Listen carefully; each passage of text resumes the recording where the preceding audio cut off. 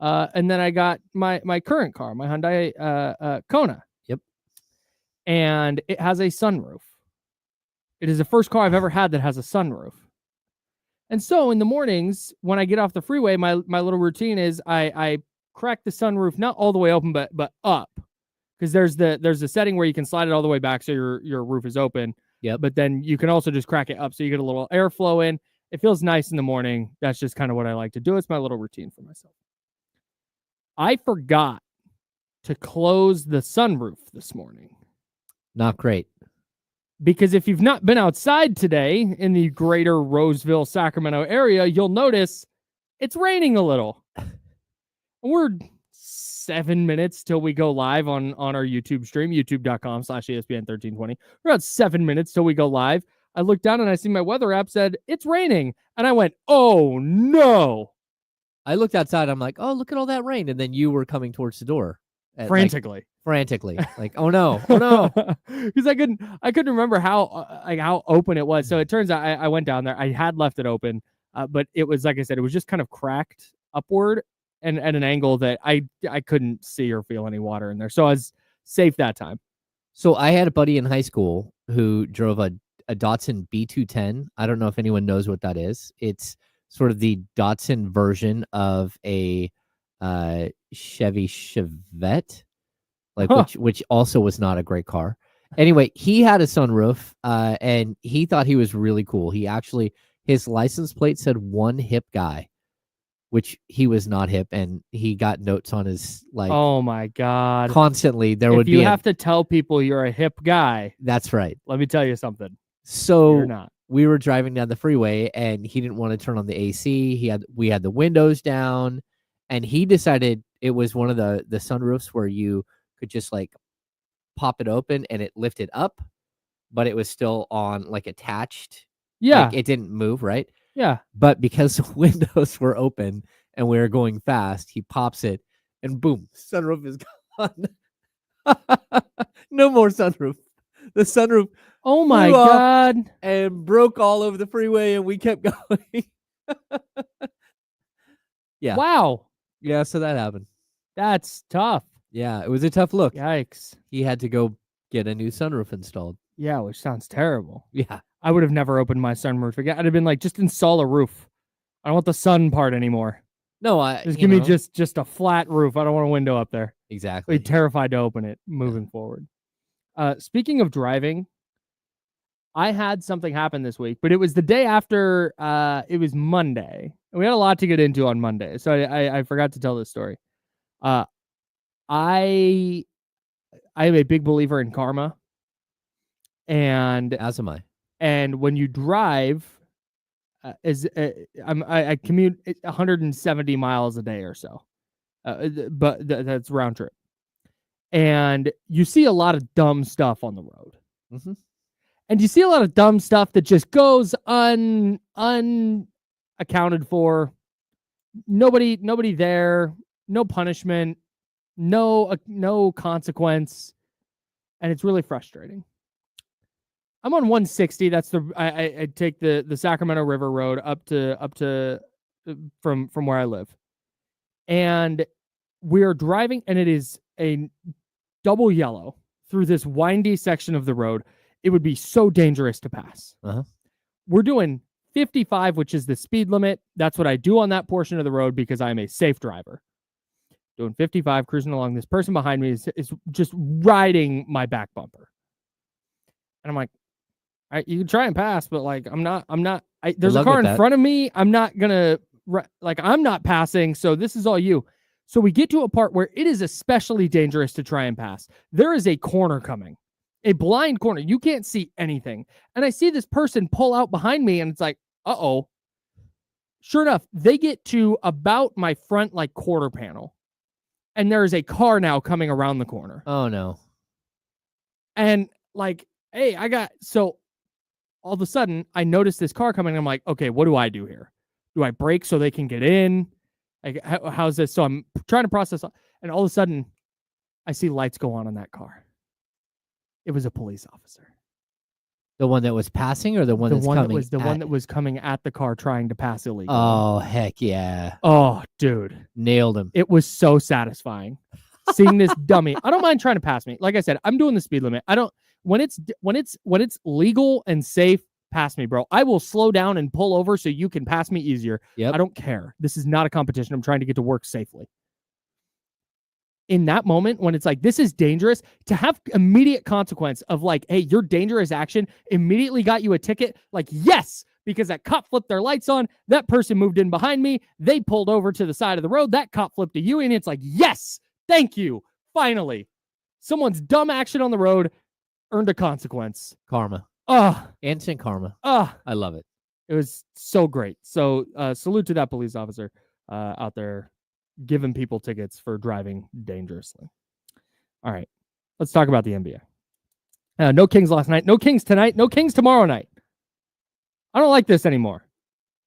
I'm here for it. I watched them play against the Hawks, and I went, man, they need a few days off. We're on day 2 of days off, and I'm like, they're done. I'm done. You're over there, Jones. I don't like this anymore. I don't like this one bit. I need my Kings fix. I don't have a routine at night, because at night I have a routine. I get home, I do my writing, I might have a podcast or whatever, and then I sit down and I got the Kings game. Yep.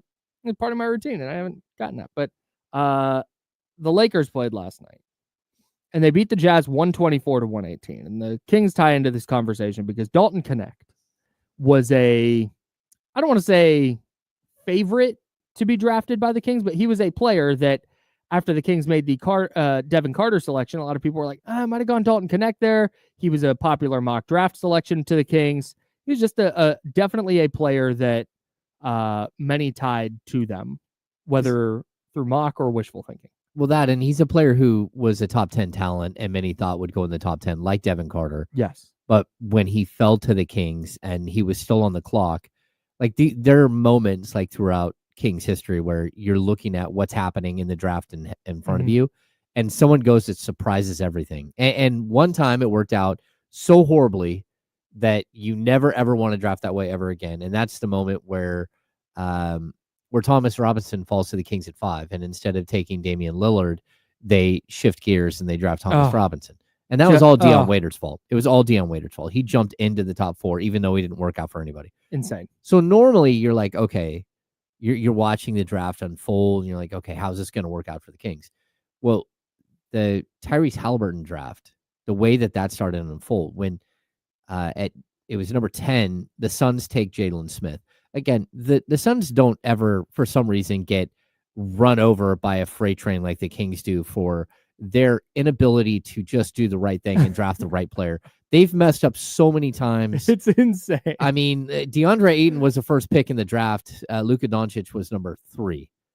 Right. Like they blew that pick worse than the Kings did, because they could have had him and, he would have been there forever. I mean, but look at all of their draft picks. There's so many, like Dragan Bender in the top 5, Alex Len in the top 5. Anyway, they draft Jalen Smith, and the Kings were sitting at number 12, and both Devin Vassell and Tyrese Halliburton were available. And it was like, they got one of them. You can't blow this. This is, you got one of them. And sure enough, Tyrese Halliburton falls to the Kings. Look at that. So sometimes it works and sometimes it doesn't. But like in this particular draft, it wasn't a great draft. Everyone knew that. But there were a couple of players that were older players that you knew who they were. Yep. And their names were Devin Carter and Dalton Knecht. And so when you got to the Kings, and if the Kings didn't trade that pick this year, which everyone thought they were going to trade the pick, but if they weren't going to trade the pick, you figured that was probably who they were going to go with. They were going to go with a seasoned veteran player. Maybe you can throw Jared McCain in there, Sacramento native, but again, I'm not sure that he fits what their plans were, especially when you bring back Malik Monk. But yeah, Dalton Knecht was definitely one of those players that, at least from the outside, we all looked at it and thought, that would make sense. Yeah, 6'6", not just a great shooter, but a really good scorer. A really good athlete. Yeah, and you see it. So last night, the reason we're bringing this up is because last night, Dalton Knecht scores 37 points on 9 of 12 from beyond the arc. He also pulled down 5 rebounds and had a steal in the Lakers' 124-118 victory over the Jazz. The night before that, or I guess on the game before that, 27 points on 5 of 10 from 3. Game before that, 14 points on 2 of 4. And the game before that, 19 on 5 of 5 from beyond the arc. And man, maybe this is not, we've not seen Devin Carter on an NBA court yet. Maybe Devin Carter's awesome. And maybe in 5 years, Devin Carter is clearly a better player than Dalton Knecht. And shout out to Monty McNair for having the foresight to take Devin Carter. Mm-hmm. However, it's really tough looking at the Kings roster and going, man, they could use somebody who's like in the 6'6" range. They could use a little bit of shooting right now. And a guy who is available when they drafted is 14, 16, 21 for his last 31 from 3 across 4 games. Whew. At 6'6". Yeah. Shooting 46.4% from 3 this season. I mean, this is always going to be a huge what if, Kyle. Yes. I think it's going to be a huge what if. And again, like I understand the Devin Carter draft pick somewhat because you need defenders, right? Mm-hmm. And he's 6'2" plus. Mm-hmm. In shoes, he's over 6'3", even closer to 6'4". But he's also like a wingspan guy. He's got a huge wingspan. Right. And Dalton Knecht does not. Mm-hmm. And this is one of those players where you're like, okay, I get what he brings to the court. He averaged over 8 rebounds a game in college. So you're thinking, he might be a smaller guard, but, it's a copycat league. He might play bigger than his size. Yeah, I think everybody looks at him and goes, okay, you can see the outlines of maybe a Josh Hart, like that type of player, right? And so you're always like, okay, that makes sense. And Dalton Knecht, he's a better athlete than Kevin Huerter, but similar size player. Skill set is a big time shooter and all that stuff. Again, I think he's he's an above the rim player where Huerter isn't. So you could see where the comparisons, like you're like, okay, we're not sure if we want to go down this path, but still, I look at the Kings backcourt and like, is Dalton Knecht? He looks like a starting small forward in the NBA. Yes. Right. A 2 or a 3 is it? But a starter. Mm-hmm.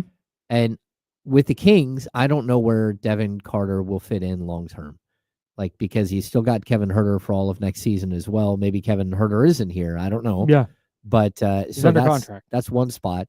But if you're going into a game or a season and you're starting a 6'3" De'Aaron Fox and a 6'3" Devin Carter side by side in the backcourt, that's not a lot of size, especially when your center is 6'10".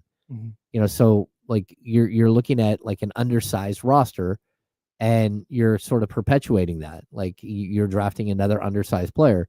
So I'm confused why like the door wasn't at least open for Dalton Knecht, and maybe it was. Sure, but I also, like I've said this a couple of times, I'm also like curious to know exactly what the Kings knew about Devin Carter's shoulder injury, because other teams around the league knew he was going to be out 6 to 8 months.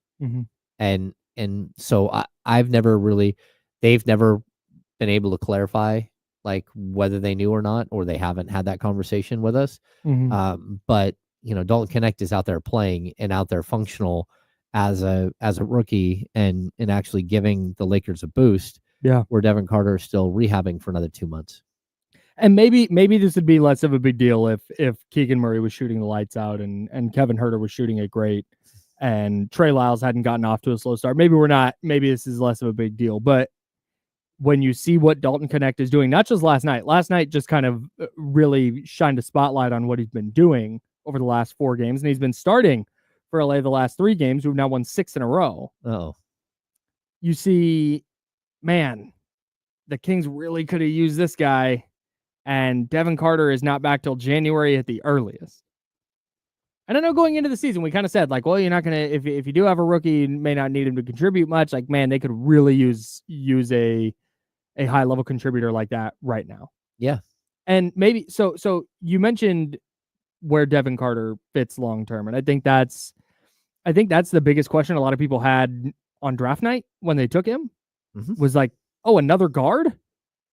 So it's, let's just say on January 1, I don't think it will be, but let's just pretend January 1st, Devin Carter's cleared, ready to go, ready to play in NBA games. It'll be a different date than that, but we're just January. De'Aaron Fox starts at the point. Kevin Huerter starting at the 2. Malik Monk is your first guard off the bench, along with Keon Ellis. Okay. Where are we finding Devin Carter minutes here? That's the biggest question. Yeah. Unless we're moving Herter to the 3 or Keon to the 3, or we're comfortable playing a 6'2" guy. We'll call him 6'3" generously. We're comfortable playing a 6'3" guy at the small forward. No. Well, I mean, I think we can see a world in which the Kings will play a bunch of small ball lineups. We're seeing it every single game right now. Even, I mean, the Kings have run lineups out there recently with Keon Ellis, with De'Aaron Fox, and with Jordan McLaughlin. Yeah. You know, so the Mike doesn't really worry about going small, especially using Trey Lyles as a small ball center. So now you have 5 guys who can shoot, and that's really an intriguing way to like mix things up. So I think that there is like variance that you can find ways to fit Devin Carter in here, but I don't think Devin Carter walks in off the street and automatically is a better player than Keon Ellis. No. And that's the problem that you have. It's like Keon Ellis is, I mean, we saw it the other night where he goes, 9 of 15. 9 of 15 from 3. We see that he can be a knockdown 3-point shooter. We also know that he's an elite defender. I mean, you should look at the metrics. There are a bunch of like different like one-on-one ISO situations. I think Keon Ellis is number 3 amongst all NBA guards in isolation defense, which matches the eye test too. Just watching him play. Yeah, he's tremendous, right? So you're left like, okay, like I know one guy is a top 10 pick, well, a lottery pick in Devin Carter, and the other guy is a guy who was undrafted. But at a certain point, that doesn't matter anymore. Yeah, Keon Ellis is a bona fide player. He's an NBA player. He's a rotational player for most teams, and for a 46-win team, he was a rotational player who started a bunch of games. So I always I want to see, if you're drafting at number 12, you need a rotation player for sure, but you're really, really hoping that you can get a long-term starter at a position. Yeah. And I don't know where Devin Carter is a long-term starter when you have De'Aaron Fox. So if you're talking about life after Fox, okay, that's one thing. But I don't think anyone in Sacramento is talking about life after Fox. He's 26. Yeah, we're not doing that. So, yeah, I brought up to you before. It's like they kept telling DeMarcus Cousins, "Oh, you're our centerpiece. You're our centerpiece." And then they drafted Willie Cauley-Stein with the number 6 pick. And then the next year they drafted Yorgos Papagiannis with the number 13 pick. And you kept looking around like, okay, why do you keep drafting centers if I'm your guy? And so, and I'm not saying that that's the same situation here. It's a completely different regime. But I almost look at the Devin Carter pick as almost like, hey, Mike, we're going to try to get you a defensive player. But he kind of is the same defensive players. What few defensive players you have, he kind of matches with those guys. So it's like, how is he going to get on the court? Is there a chance it's not a De'Aaron Fox thing and it's a Kevin Huerter thing long term? Well, sure. I mean, that's possible. But again, he's got 1 year left, you said? Yeah, that means you're going to have an undersized backcourt, but that's fine. Yeah, because it's a wingspan thing. Yeah. If he can play defense and defend bigger players, then... Yeah, if he can play up, that's fine. So, and I think that that's what the hope is going to be. And maybe like the front office is like, if they were listening, they're like, what are these idiots talking about? Like, he projects as a way better defender than Keon Ellis or something. And I'll say he can handle the ball. Yeah, he can handle the ball better, but even his 3-point shooting, he shot 37.7% as a junior, right, in his final year in college. That was an outlier. Yeah. Like, this is a guy that was sub 30% and went and worked on his game a bunch and shot a bunch of threes in his final year in college. But it's not enough that would make you think that that's going to carry over. A lot in the same way that, you know, Davion Mitchell was not a good 3-point shooter throughout his college career. And then in his final year at Baylor, ends up shooting 43%. Like, 42.5% or something. And then he gets to the pros, and that was more of an anomaly than it was like who he was. And so you're always like left with this, again, this isn't the first time this has happened in Sacramento. Like, over the course of years, sometimes you're drafting for need more than you are for, best player available. Maybe this is the best player available, and we just haven't got to see him yet. Right. And that's the context of the conversation. I think it's really important context. This is not saying that in 5 years, Dalton Knecht will definitely be a better player than Devin Carter. He might be, he might not be. We have no idea. Yep. But given what we know about the Kings so far this year through 15 games. It's like, man, you see the way Dalton Knecht is developing and the way he's fitting with the Lakers. Oof. Would have been a really, really nice player to have in Sacramento's rotation right now. Yeah, but sure. But on the other hand, just to play devil's advocate here, maybe he doesn't develop the same way with the Kings because the Lakers need somebody. They need somebody who can shoot the basketball. Yep. It is a lot of LeBron James. It's a lot of Anthony Davis. D'Angelo Russell's coming off the bench now. They needed somebody who could put the ball in the hoop, and they have relied on him pretty significantly here over the last couple of games. Maybe he doesn't get that opportunity with the Kings, and we're having a different conversation. Yeah, and I've always been like, if you have a roster that you think is a playoff roster, right? I agree with the idea of drafting older, like more veteran college players. I do. And Dalton Knecht, he falls into that category just like Devin Carter does.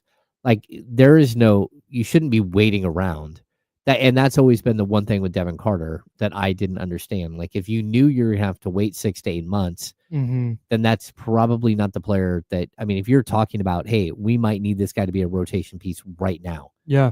This isn't a project. These guys aren't, they're not drafting a 19-year-old and hoping that he develops in 3 years. They're drafting a guy that should be close to NBA ready in the same way that Keegan Murray was as a rookie.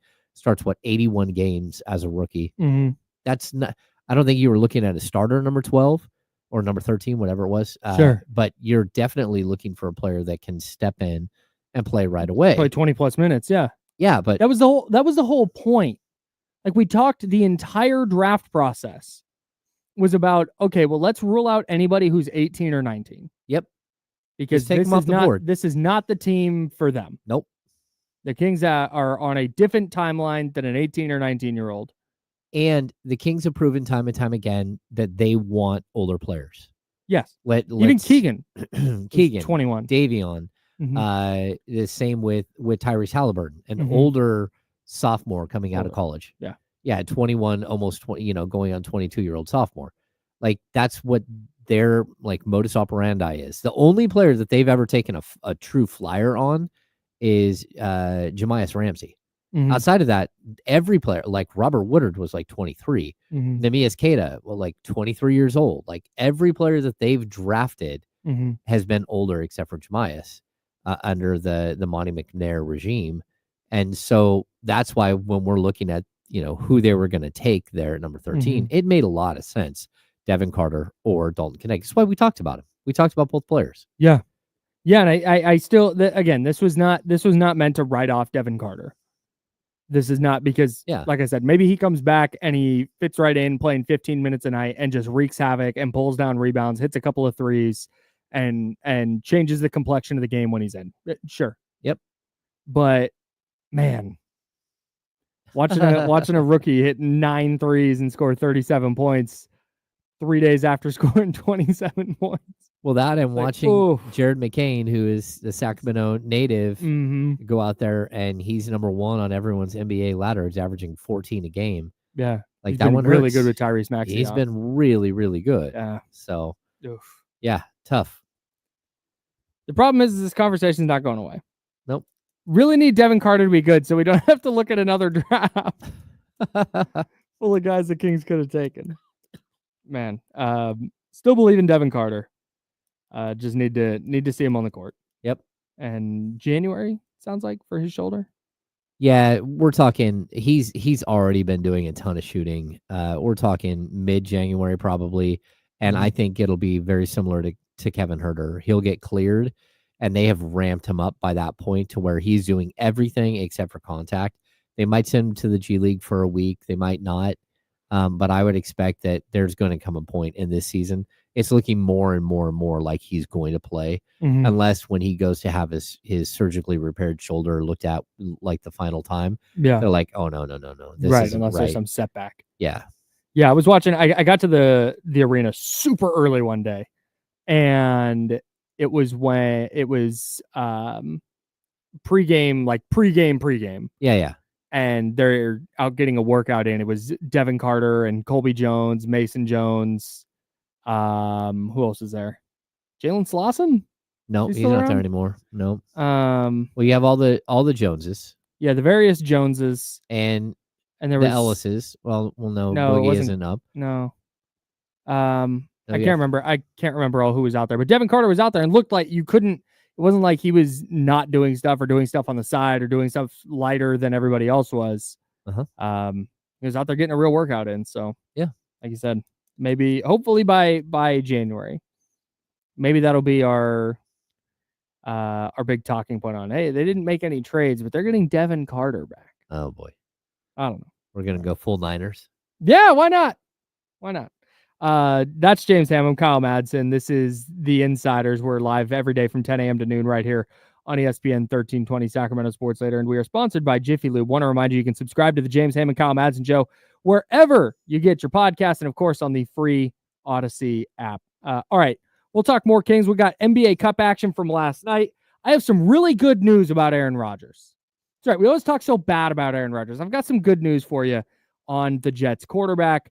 We'll talk about the updated Ringer top 100 players because it is truly hilarious. And it might be time for the 49ers to part ways with one of their superstars. We'll talk about all that today before noon. That's James Hammond, Kyle Madsen. We're the Insiders, sponsored by Jiffy Lube here on ESPN 1320. It's Sacramento Sports Later. Clear. Here's Oh, yeah, it might have been Isaiah Crawford. here's a stat for you. Thanks, guys. Devin Carter 6'2.25", right? But he has a 6'8 and a quarter wingspan, so he's a +6. Kevin Herter 6'6 and a quarter, has a 6'7.5" wingspan. Devin Carter's wingspan is bigger than Kevin Herter's wingspan. In shoes, Kevin Herter is a Yeah, like you see the vision. You see where he can be impactful. yeah. But even like Tristan Da Silva sitting there. Where did Who was the guy that Khalil Ware? Khalil? Is that his first name? Yeah, Tristan Da Silva is played solid ball for Orlando. 6.6 points, 3.9 rebounds, 2.1 assists. Shooting only 28.9 from 3 though. But he's got that. He's 6'8 with a 6'10.5 wingspan. Who's that? Da Silva.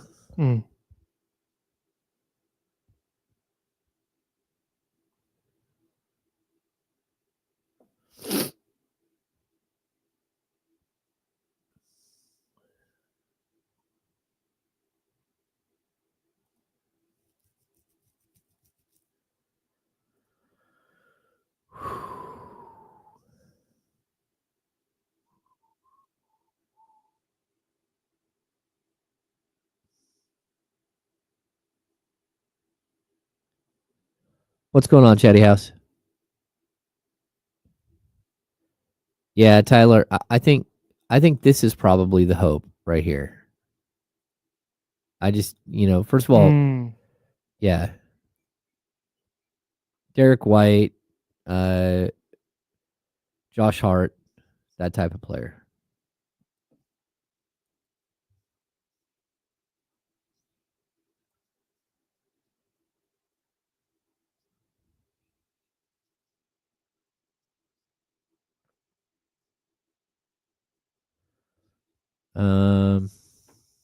Man, Pulisic can't stay healthy. In all honesty, he can't. I think that they're probably gonna go get the crazy goal scorer that that played under their new manager. What at Sporting? Is that where he was?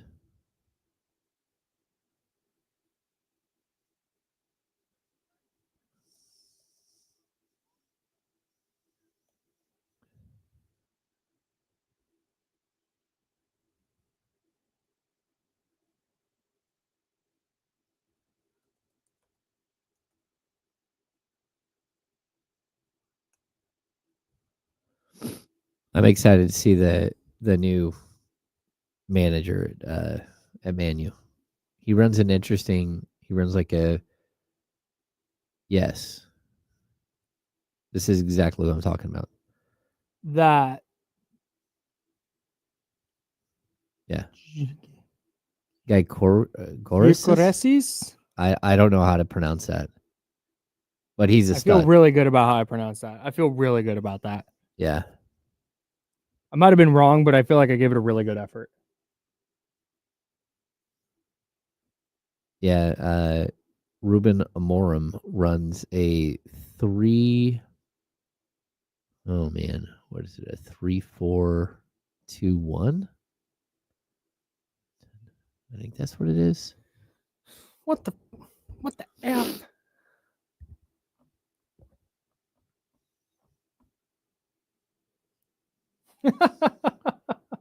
That's fast.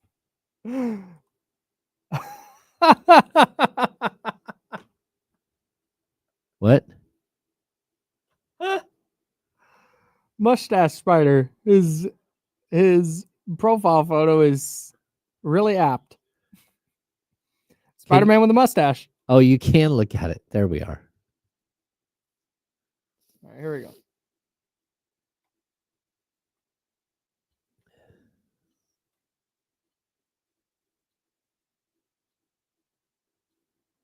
Now, back to the Insiders with James Ham and Kyle Madsen, brought to you by Jiffy Lube on ESPN 1320. James Ham there. I'm Kyle Madsen, rocking with you till noon. Then we'll hand it off to D'Lo and Casey. I want to remind you, ESPN 1320 is excited to give our listeners the chance to win tickets to see Charlie Wilson at Hard Rock Live on February 15th. All you have to do is enter online at ESPN1320.com for a chance to win tickets to the show. Again, that's Charlie Wilson at Hard Rock Live on February 15th. Enter to win tickets at ESPN1320.com. I have some good news about Aaron Rodgers, guys. Oh, I can't wait to hear. It's just been a series of bad news, right? He had the injury in his first. Well, he played poorly with the Packers in that last year in Green Bay. Goes to the Jets, which can be counted as bad news in and of itself. He has the Achilles tear in his 4th or 5th snap with the team. Misses the entire year. Comes back this year. His winning percentage and starts with the Jets is worse than Sam Darnold and Zach Wilson's winning percentages and starts with the Jets. It's a lot of bad news, right? Yep. Well, I have some good news. I think this is going to be his last year in the NFL. I think our long national nightmare is over. You think so? I don't understand how, if you're the New York Jets, you move forward with Rodgers for another year. We've seen the Broncos do it with Russell Wilson, where they just cut ties. They said, hey, we're done with this. We're going to eat the money and you go. We saw the Rams do it with Jared Goff. We're going to eat the money and you go elsewhere. We're going to have to pay this money no matter what. We're just not going to let you hurt our team anymore. I think that's what the Jets are going to do with Aaron Rodgers. And when you look around the league, I don't think that there is another team that is going to want to take on the Aaron Rodgers circus, to be frank. Any team that signs him is immediately going to have a massive spotlight on them. There are no good teams. There's no team like the Jets where everybody watched them last year and went, man, they're an average quarterback away. Even if Aaron Rodgers can just be average. Mm-hmm.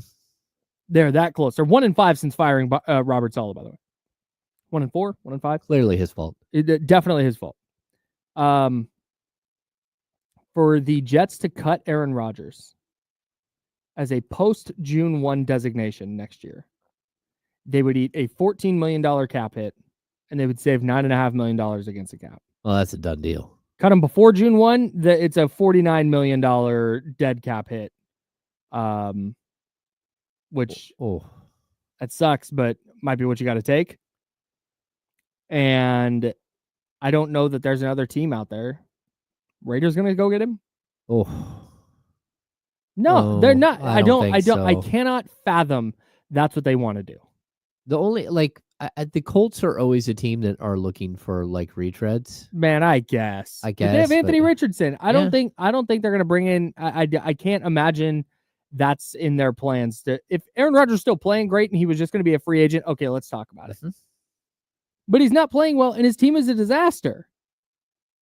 And he's gotten a head coach fired. GM now got fired.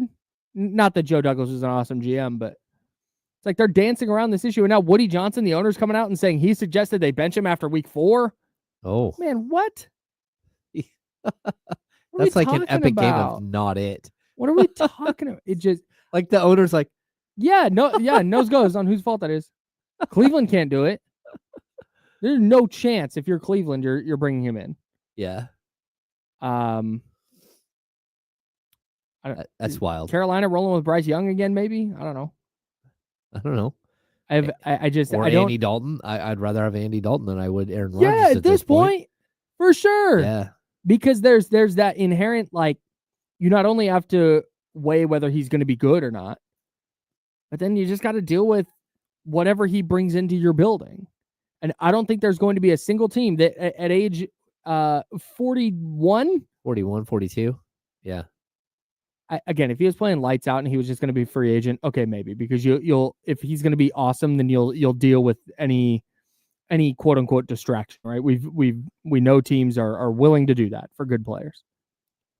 There's just, this season has been such an abomination for the Jets that I think the only way Aaron Rodgers plays next year is if the Jets say, well, we're not eating that dead cap, and Aaron Rodgers says, I'm coming back for more.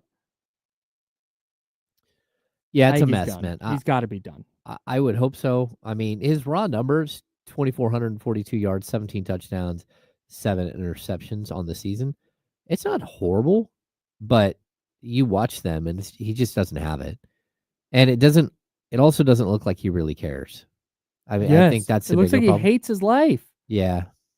Yeah, I think he might be over it and done.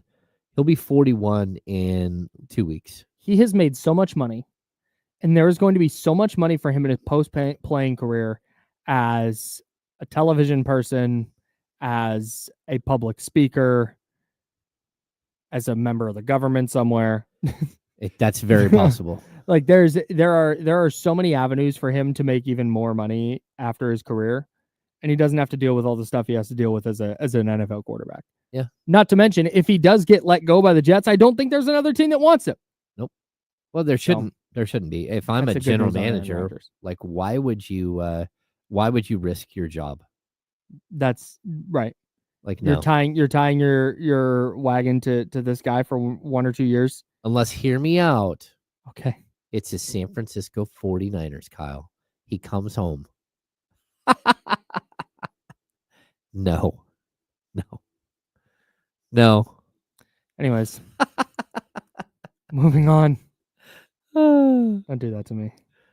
Kyle has decided to move forward with the show. Yeah, we've as the insider. Launched James into Narnia. All right. We'll talk some 49ers later. I got questions about San Francisco. Some more good news for everybody. It's comedy time on the Insiders at 10:40 a.m. on a Wednesday. Good news. The Ringer has updated their top 100 players in the NBA list. Now, if you're unfamiliar with the Ringer's top 100 in the NBA, I'll read you directly from their website. This is not me summarizing. I'm going to read directly to make sure that everybody has the correct context here. Okay. Welcome to the Ringer's top 100 players in the NBA for the 2024-25 season, a year-round, around-the-clock ranking of the players making the biggest impact on the league right now. Right now. Throughout the regular season and into the offseason, Bill Simmons, Danny Chow, Zach Cram, Rob Mahoney, Michael Pina, and Justin Verrier will update this list based on recent results and new developments. Check back regularly for revised rankings, fresh analysis, new features, and more. Now I'll summarize. Okay. This is a list based on the 2024-2025 season, updated based on recent results and new developments. Okay? Yep. So their initial ranking came out on June 20th. It was updated again on October 16th. And it was most recently updated again on November 20th. Today. Number 1, Nikola Jokic. No brainer. Good? Yep. Okay. Just if you have, I don't want to nitpick right now. Yeah. I'm getting to a point. So just if there's anything super egregious here, let me know. Luka Doncic 2. Okay, I'm fine with that. Giannis 3. Okay. Tatum 4. Yep. We have Shai Gilgeous-Alexander 5. Okay. We have Steph Curry 6. Yep. Still got it. We have Kevin Durant 7. Mm-hmm. We have Anthony Davis 8. Okay, the Kevin Durant at 7 is tough because we're talking about right now, and Kevin Durant is not playing right now, and he hasn't played for a while. But with him out, his Phoenix Suns have been not good at all. And when he played, he was good. I'm willing to. We'll get to the injury stuff here in a second. I'm willing to let the Kevin Durant thing slide because they were cooking. He got hurt. The Suns have now been not so good, and it sounds like he's not going to be out super long term. Okay. So in the next iteration, if he is not played by the next iteration of these rankings and he's still number 7, I'll have a little bit of a problem. Yeah. Anthony Davis 8.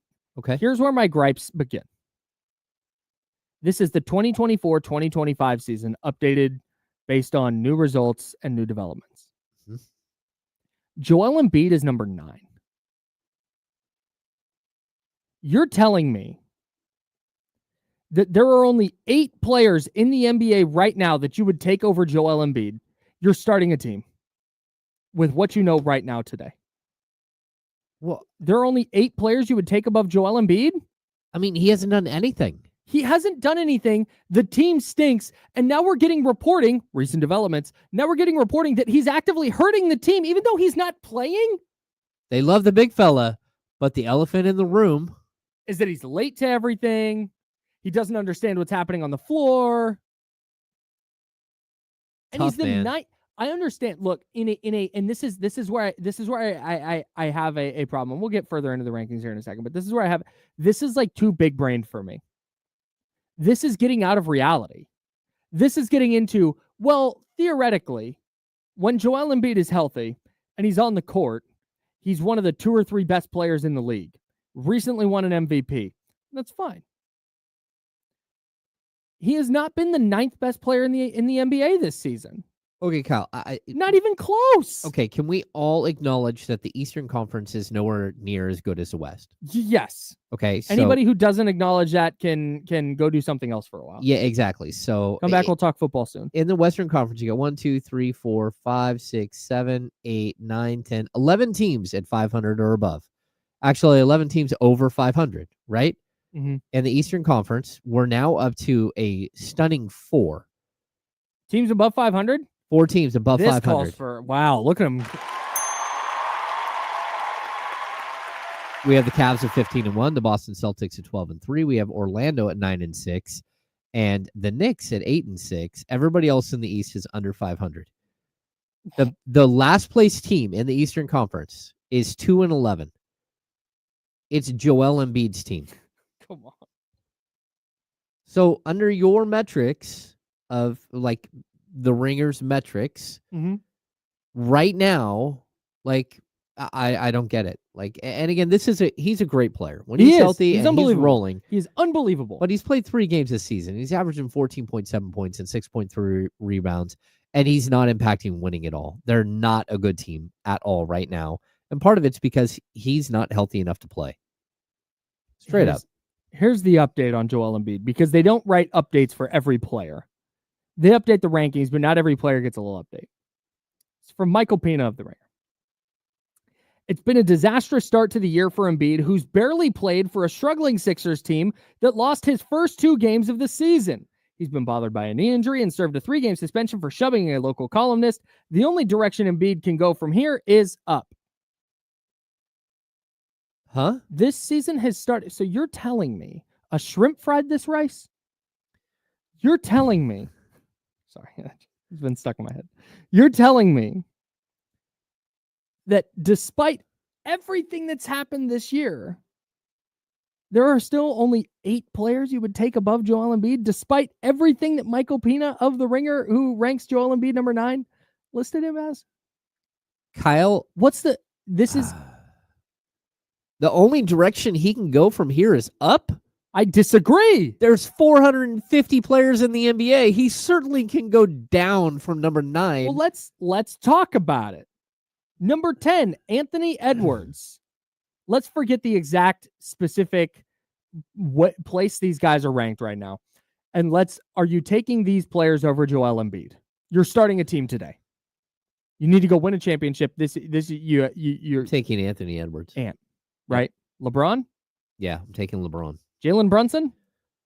probably taking Jalen Brunson right now. Right now, today, right? Which is the point of this exercise. We're if you want, if your goal is to get a snapshot, because this is a Bill Simmons project, right? This is a Bill Simmons joint. He wants the snapshots of the league. I want to take a snapshot and know exactly what's happening in history at that time. That's the goal here. In that event, I'm taking Jalen Brunson over Joel Embiid. Yeah. Based on a snapshot of November 20th, 2024. Yep. Jaylen Brown. Yeah. Devin Booker. Yes. Donovan Mitchell. Absolutely. Victor Wembanyama. Twice. We are 7 players below Joel Embiid, and I bet if we keep going, we will continue finding players. I bet we could get to 30 before we'd be like, In fact, let me go find 30. Number 30. Paul George. That's so funny. Well, because he's That's there with him. so funny. Well, I mean, 29 though. Jalen Williams. Ooh. I mean, Jalen Williams is helping the team win right I think now. I'm taking J-Will. Yeah. It's tough because when he gets back, if he is fully healthy, but I don't know that there's ever going to be a time where he's fully healthy. I don't know that there's going to be a time where he respects the laws of the clubhouse. Sure. I don't know that there's going to be a time that he doesn't labor getting up and down the court. Like, the health situation for him is not going to get better. That's it. That is if this was a player who had played 75 plus games every year he'd been in the league, and this year he hurt his knee, I would be so much more willing to accept this. But it's not. Like, this is not this player. The player that Joel Embiid is, in reality, if you want to big brain this and go, well, if everything is equal and in a vacuum everybody's healthy, okay, fine. Then let's put Joel Embiid. If you're going to knock him down to number 9, then put him back up. Where did he start the year? Number 6? Put him back there. If you're going to knock him down a little for this stuff, knock him down a lot for it. Yeah. I don't again, I don't want to nitpick methodology, but that was the first one that I looked at and really, like, Joel Embiid is the 9th best player in the NBA so far this year. Get out of my face. 0 chance. See, I'm with you. I just keep coming back to these lists from the Ringer specifically, where Tom Brady was number 12 in quarterbacks, even though he had retired from the NFL, and Brock Purdy was number 32. Yes. And he just stayed at number 32. Then he slightly climbed up. Mm-hmm. I think he got to like number 24, but he was well below Daniel Jones. Mm-hmm. Based on not reality. Like, that's my issue. Right. Based on, well, if he was in this situation and this quarterback was in this situation, like, you have no idea how that would go because it's not real. Some sort of weird pontification. Yeah. It's so silly. So okay, let's continue with our list. We're going to move past Joel Embiid at number 9. Scrolling down because I thought, all right, Domas having a great year. Yep. Or having another great year. De'Aaron just scored 109 points across 2 games. Yep. I don't want to super nitpick. But I have a very, very real problem that stems from what we were just talking about with Embiid. Number 19, Domantas Sabonis. Yep. That is up from number 26 where he started these rankings in June. 26 in June, 25th in October, 19th now. He's moving up. De'Aaron Fox, 22 in June, 22 in October, 20th now. Here's my biggest issue with this. Keep in mind, they're directly ahead of Paolo Banchero, Bam Adebayo, Kawhi Leonard, Tyrese Maxey. That's the 4 players directly behind Domas and De'Aaron. Okay. My gripe is with the player who's right ahead of them. And at number 18, ahead of Domantas Sabonis and De'Aaron Fox, is Tyrese Halliburton, who is still apparently drafting off of the first 33 games from last year. What the hell are we doing with Tyrese Halliburton? I love Tyrese. I'm rooting for him. I was a big fan of him going into the draft. That year, I thought Golden State should have taken him number 2. He's not been great this year. He's not been terrible. He's been fine. He's averaging 16.1, 8.5 assists, shooting 28.8% from 3. He's not been good. No. And that's okay. He might turn it around and be good. But you're telling me right now, based on what we know this year, that Tyrese Halliburton has been a better player than Domantas Sabonis and De'Aaron Fox? No chance, bro. Nope. I can't get there. And I say this as somebody who is a huge Tyrese Halliburton supporter. But I watched him in the playoffs last year. Again, that's the other big thing is how do you perform in playoff games? Again, this is a Bill Simmons project. And Bill Simmons' big thing is, can you give me 15 minutes in a game 7? Yeah. And I watched Tyrese Halliburton last year in the playoffs when the Pacers, he is the Pacers dude. He is supposed to be the 1A for them. With all due respect to Pascal Siakam, with all due respect to Andrew Nembhard and TJ McConnell and all the dudes who were doing work for the Obi Toppin was really good for them last year. Tyrese Halliburton was supposed to be that dude. And I sat there and watched him in crunch time, in big spots, actively avoid the basketball. Mm-hmm. And then he comes back this year. And again, he finished the year last year not nearly as good as he started. Okay, fine. Give him time to recover from the injury. Wow, he wasn't very good in the playoffs. Okay, well, he'll come back this year. He's fully recovered from the hamstring injury. I'm expecting an elite Tyrese Halliburton again. And he's not. He picked up where he left off. Yeah, he's exactly the same player he was in the second half of last season. He's shooting the same. He's averaging the same. He's not nearly the player. Whatever happened to him that's kind of knocked him back, I'm not sure. But I can tell you last year, his splits pre-All-Star and post-All-Star, he's not the same player. Pre-All-Star game last year, 21.8 points, 11.7 assists. elite. Post-All-Star, 17.3 points, 9.6. Fine. His pre-All-Star three-point shooting, 40%. Post-All-Star, 30.3. Now he's at 28.8 this year. Same exact player. And you don't get like a senior slump, right? Like this is his fourth year in the league? Mm-hmm. Is it fourth, fifth? What is it? Yeah, he's been in Indiana 1, 2, 3. Yeah, it's his fifth. 4, 5. Yeah. Fifth season in the league. You don't typically see a player regress around this range, and he's got to figure out what it is that's happening. But his team isn't good either. They're like 6-8 on the season. Mm-hmm. Again, like winning should be part of any metric that you're using here.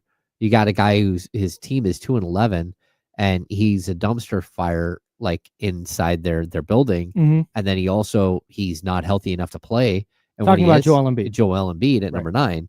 Like when you have a player like that at number 9, like okay, make your list make sense. And I'm not saying you just drop him to number 200. Yeah, he's still Joel Embiid, but sure. At some point you do have to drop somebody way down and let them have this historic rise back up the ranks. Right. Because if not, your list just isn't realistic. Yes. That's tough. Danny Chow of The Ringer wrote the update on Tyrese Halliburton. After setting the league ablaze last year, the Pacers have fallen back closer to the NBA's median in both offensive rating and pace, and the team's decline feels inextricable from Halliburton's slump to start the season. Slump? Huh. To start the season? This goes back to last year. The whole second half of last year. We are going on like a more than half a season of data here. Yeah.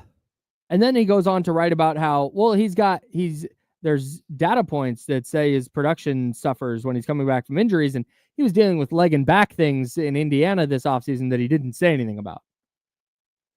I'm sorry, what? Huh.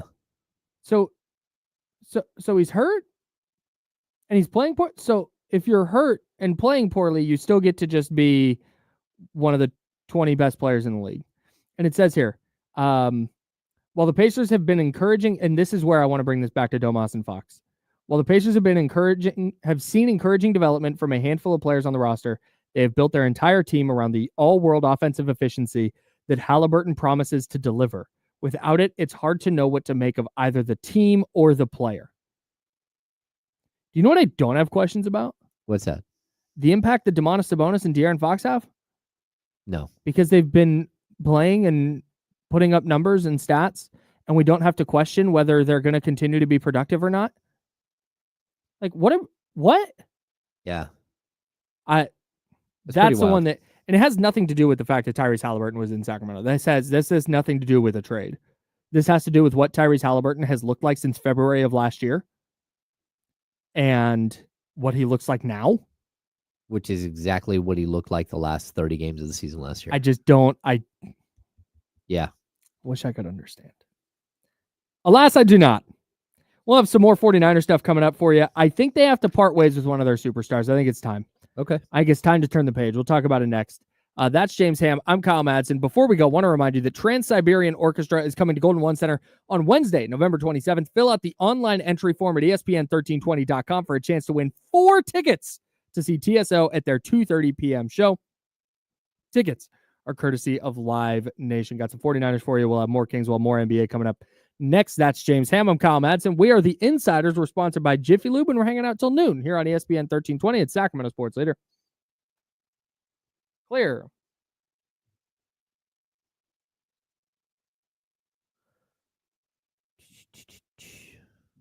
I'm gonna fill up my hot tea. Okay. You good? You need Yep. anything? Nope. This Oh, it's Jesse. Jesse's here. Jesse time. What?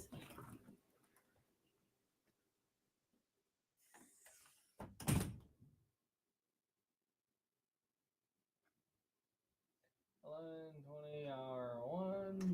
Bye.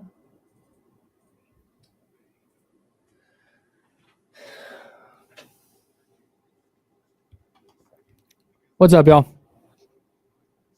I'm actually gonna. No, it's fine. Yeah, I will.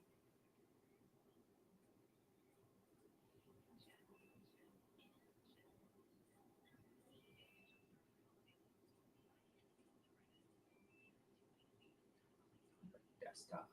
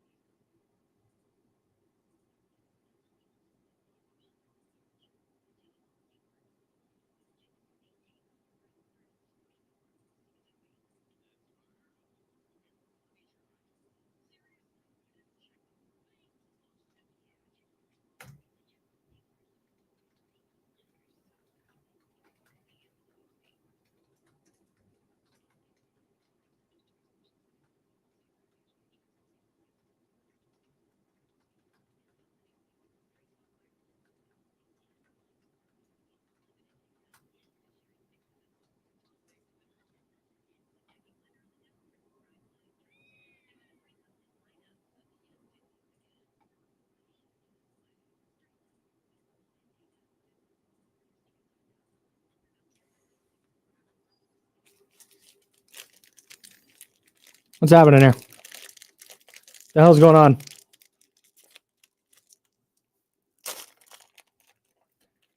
Oh, hell yeah. Shout out to Brentwood. What's up, Johnny G?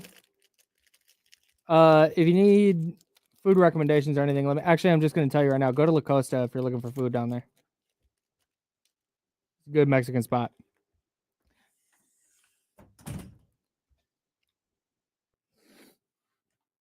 Which is a good Mexican spot?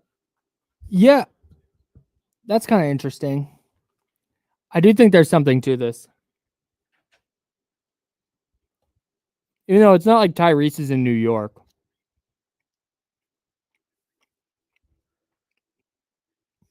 No, he gets the hype because he can talk really, really well. Well, his numbers in the first half of last year were awesome, and the Pacers' offense was awesome. He was the focal point of it.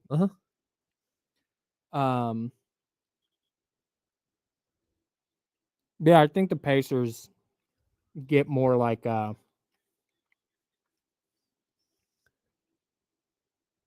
just because they had runs to the finals and Reggie Miller and Larry Bird's there, and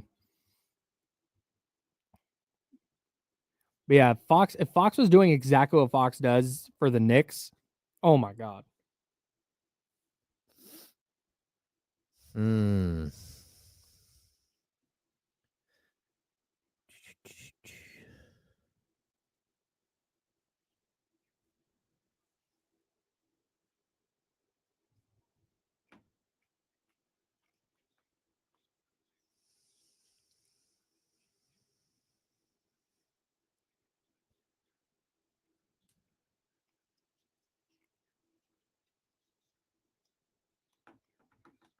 Norm gets it.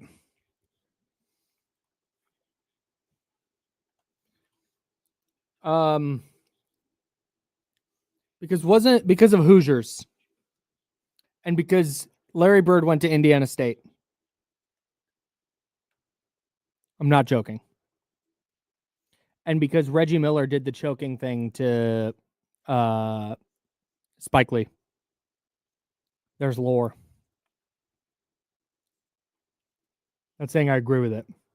Thanks, Drew Down Preach, dude. I was in the chair for like 12 hours. Ooh. That's a lie. I didn't get a new tattoo. Here we go.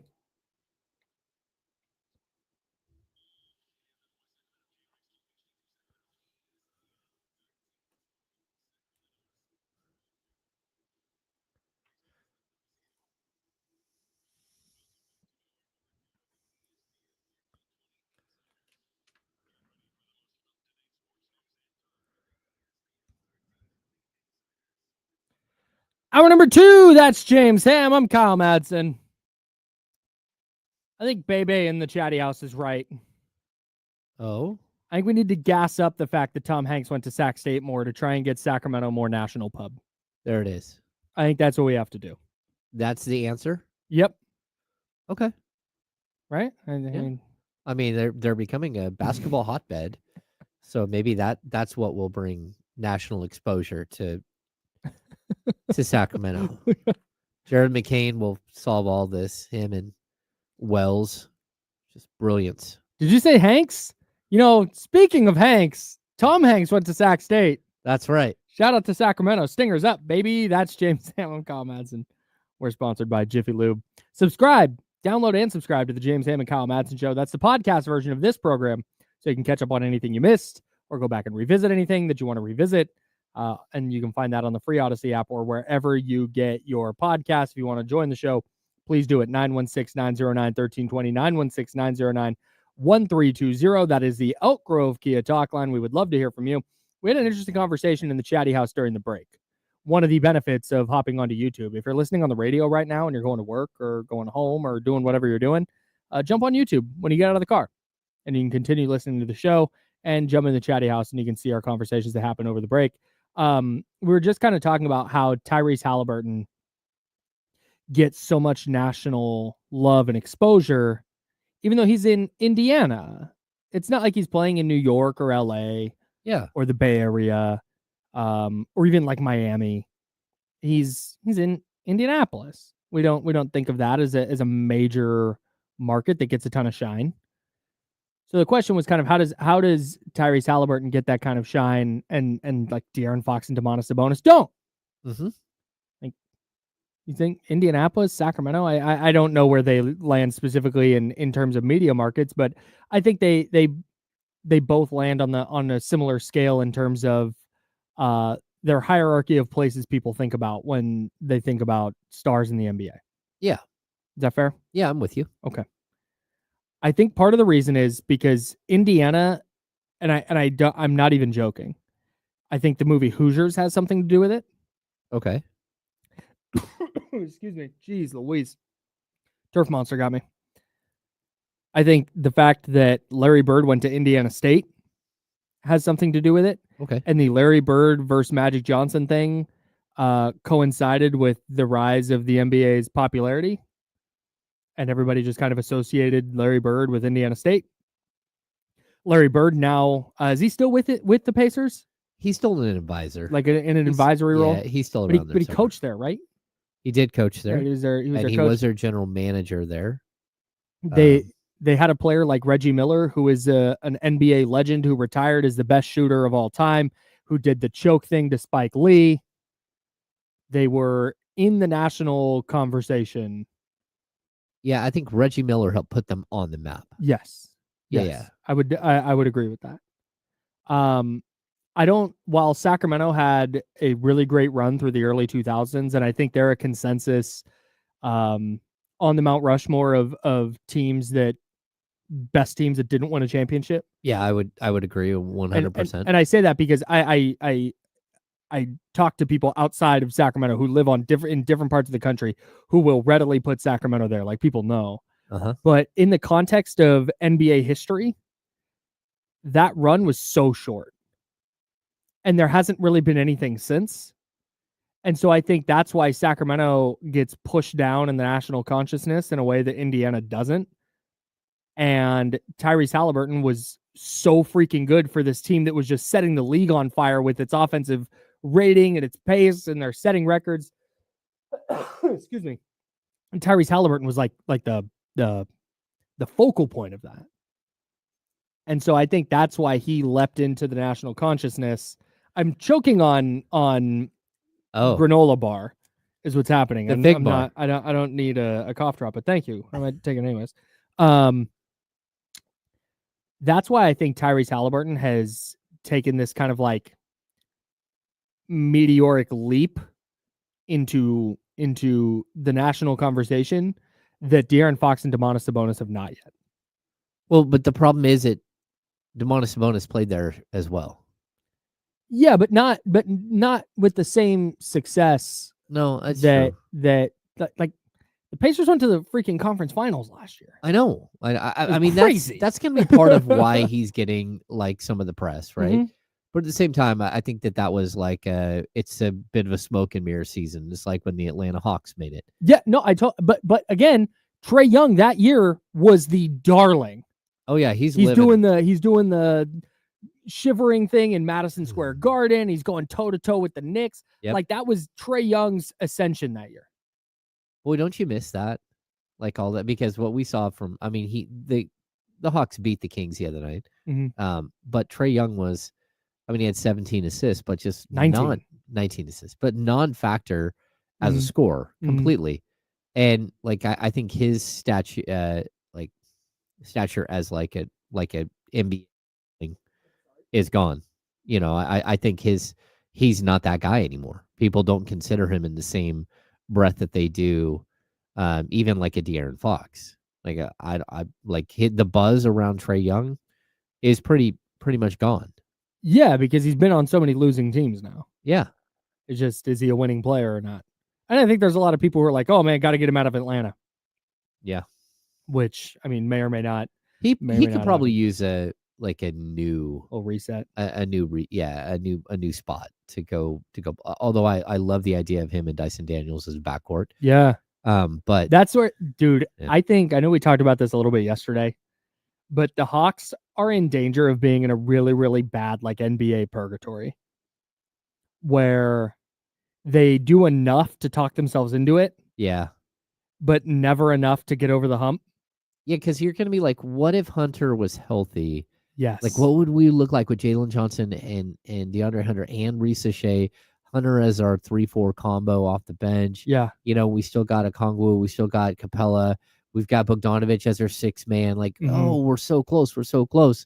And then the Eastern Conference just like baits you the whole time. Like, oh, we're horrible. You're still in it. It doesn't matter how far under 500 you are. 2-11, no one is writing Philadelphia off. They could win 3 in a row and be right back in the playoff picture. That's the Eastern Conference. So you're going to keep getting roped in to just being really, really mediocre. And I think they could, and I think in the East, with this collection of players and the path you just laid out, yeah, I think they could make the playoffs a couple times. Yeah. But I don't think we're ever going to look at the Hawks as some threat. Unless somehow Risa Shea becomes something that we don't expect. Sure. Yeah, I mean, he can average 20 a game and be a solid, number 1 overall pick. But I don't know that he's going to reach like superstar status. And that was the problem with this draft. Yeah. Right. So, yeah, they got a top pick, but it's in a draft where you're not convinced that anyone is going to be a superstar. I'll come back. I'll come back to the point that I always bring up when we have the discussion a few times a year is like, why are more people not talking about De'Aaron Fox and Domantas Sabonis and what the Sacramento Kings are doing? Well, they're 8-7 right now. They haven't done anything worth fawning over just yet. But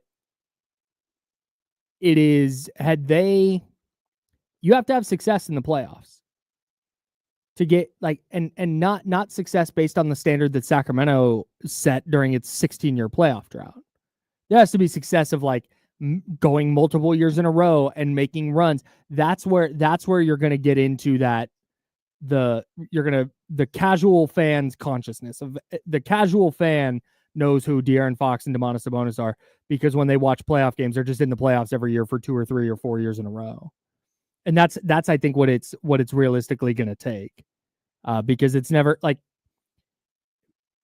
people aren't just going to randomly pick up on Sacramento and just go, oh yeah, hey Sacramento, what's going on out there? Oh wait, they're 28-10. Oh my god. Yeah. I just that's well, even you're when going to they have did, to go to the playoffs and win there. Yeah, even when they had their breakout season, they won 48 and they were the 3rd overall seed in the Western Conference. Everyone's like, it's a down year. Yeah. And like, hey, I was right there with it. Like, hey, this isn't your typical 3rd seed, so yeah, I get it. But still, but in that year, the problem was not that year. The problem was not the 22-23 season. It was last year, because I think the 22-23 season, a lot of people, because I listen to multiple like national NBA podcasts, and I read multiple national NBA writers, and a lot of them were like, oh hey, the Kings, the beam is great, their offense kicks ass, their crowd is insane, like this is something to watch, and then they essentially faceplant last year. Yeah. And they wound up, they what's the word I'm looking for? Justified the take that, it was a down year in 22-23. So they got to do something to build off of that. And I think that's why they went and got DeMar DeRozan, because there's that urgency now. No, I think so. So I think that's ultimately when we talk about Tyrese Halliburton, why does he get this shine and Domantas Sabonis and De'Aaron Fox don't? I think that has not necessarily Tyrese Halliburton, but why don't De'Aaron Fox and Domantas Sabonis permeate the public consciousness more? Uh-huh. I really think it's just going to come down to getting to the postseason and winning there. Yeah. Bottom line. And I would even say this too. Like, I think that a lot of times when you see lists like this, it's intentional to spark conversation. For sure. Like, and even the 2 players above them being Ja Morant and Tyrese Halliburton. Like, look, De'Aaron Fox is having a better season than Ja Morant. And, he is like, he's figured out a way to be a better player than Ja Morant. Like, Ja Morant is exciting, and he's got, the huge, incredible, like, layups that we saw. You remember the 360 layups that he did twice in a game, ridiculous. Which is wild, right? What have you heard from him since? And the answer is not much, because he's not playing part of the time. Yeah. And also because that's kind of who he's become. He's just inconsistent, and he's hurt a lot, and it's unfortunate, but those are reasons why he shouldn't be above Domantas Sabonis and De'Aaron Fox in a ranking system like this. Like, these are all NBA players. Yeah. So yeah, I don't know. It's interesting. I would like to see Fox take like a huge leap in one of these polls, just to see what it looks like. And like, hey, what if he was where you have Brunson? Because there's no reason why he's not. Like, the Knicks aren't like a better team than the Kings right now, number one. Number two, his stats aren't better than De'Aaron Fox's. So I would like to see Fox actually get the due that he deserves, put him up there where he belongs. Sure. And we'll see how it goes. But I don't think that's going to happen. We're talking about the 22-23 season, and Adam L said nobody said any of those things about Memphis in 22-23. That's because Memphis the year before had won 56 games. Yeah. And the 22-23 season was their 3rd consecutive year going to the playoffs. That's why nobody was. No, that's very true. Saying those things about Memphis. My God, they went from 51 wins to 27. Ugh. Yeah, oh yeah. Ugh. Yikes. Yep. Anyways, that's James Ham. I'm Kyle Madsen. We're the Insiders. We are sponsored by Jiffy Lube. Let me shift gears and talk football real quick. Yeah. Were you going to go back to Aaron Rodgers needs to retire again? No, I'm done with him. Good riddance. I came to this realization really over the last couple of weeks. It's a tough one, though. It is. Yeah.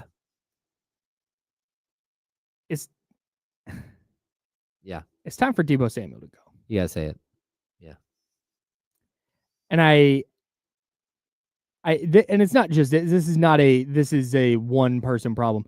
Deebo is just he is the biggest domino to fall in the 49ers turning the page to the next chapter of whatever's coming, whether it's good or bad. Yeah. And I pick out Debo specifically because he's been here since 2019.